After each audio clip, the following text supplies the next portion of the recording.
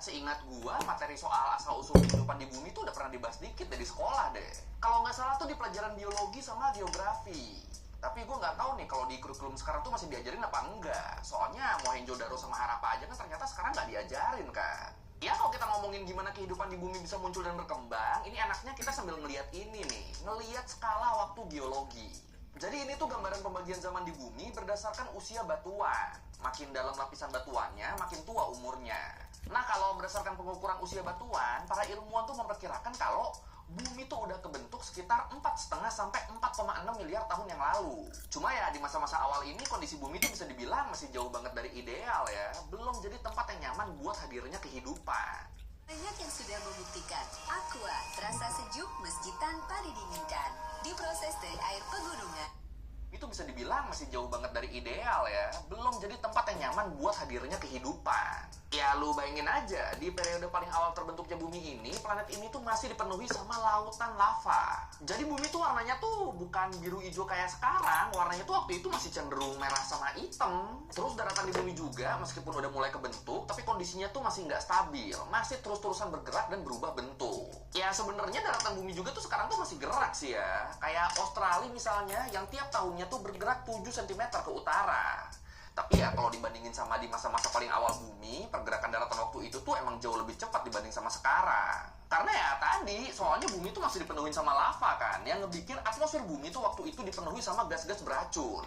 Kayak karbon dioksida, metana, sama amonia yang bikin suhu bumi waktu itu tuh panas banget. Jadi gara-gara itu bentuk di bumi tuh belum ada yang saklek tuh, semuanya masih bisa berubah dalam waktu yang cepat. Dan para ilmuwan juga memperkirakan kalau di masa awal-awal ini, bumi tuh masih sering banget dihantam sama asteroid. Waduh. Dan kondisi bumi yang kayak gambaran neraka ini, ngebikin periode paling awal di bumi ini disebut sebagai Ion Hadean. Diambil dari nama dewa alam bawah di mitologi Yunani, Hades. Hadean, Hades, Hadean, Hades. Oke. Earth remained a hostile place. It was a realm of volcanic terrains, hot, dry, and barren, with a dense, high-pressure atmosphere of deadly gases. Earth's history is aptly called the Hadean Eon, named after Hades, the ancient god of the underworld. Nah, di akhir Ion Hadean, para peneliti tuh menduga kalau lautan tuh mulai muncul di bumi. Terus beberapa peneliti juga menduga kalau jumlah air di bumi tuh jadi makin banyak karena adanya pecahan komet yang ngebawa uap air masuk ke atmosfer bumi.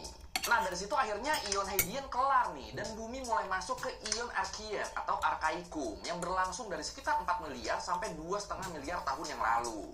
Nah, di Ion Archean ini kerak bumi tuh udah mulai terbentuk sempurna, tapi luas daratan yang ada tuh masih relatif sempit. Karena ya kayak yang gue bilang tadi, selama proses final pembentukan bumi di Ion Hadean, jumlah air di bumi tuh meningkat dan akhirnya ngebikin kerak bumi banyak yang terendam air. Tapi terus walaupun waktu itu bumi tuh mayoritasnya air banget, tapi dengan masih tingginya aktivitas vulkanik dan tektonik di bumi, akhirnya daratan-daratan dan benua di bumi pun pelan-pelan mulai kebentuk. Akhirnya mulai muncul tuh daratan-daratan yang luas tuh di bumi tuh.